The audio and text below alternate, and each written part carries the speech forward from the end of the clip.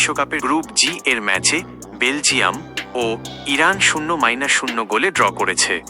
Los Angeles স্টেডিয়ামে অনুষ্ঠিত এই ম্যাচটিতে দুই দলের গোলরক্ষক থিবো কোর্তোয়া ও আলীরেজা বেইরানভান্দো বেশ কয়েকটি দুর্দান্ত সেভ করে নিজেদের জাল অক্ষত রাখেন। ম্যাচের মূল ঘটনাবলী: তারেমির গোল বাতিল।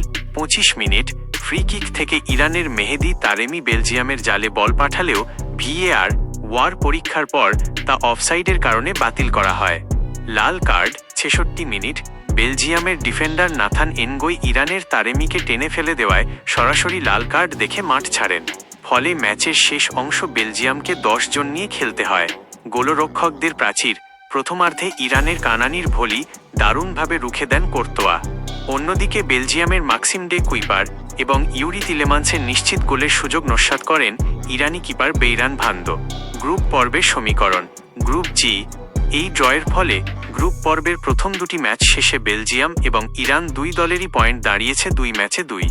গ্রুপের অপর দুই দল মিশর ও নিউজিল্যান্ডের মধ্যকার ম্যাচগুলো ড্র হওয়ায় নকআউট পর্বের দৌড়ে টিকে থাকতে শেষ ম্যাচটি উভয় দলের জন্যই অত্যন্ত গুরুত্বপূর্ণ হয়ে উঠেছে।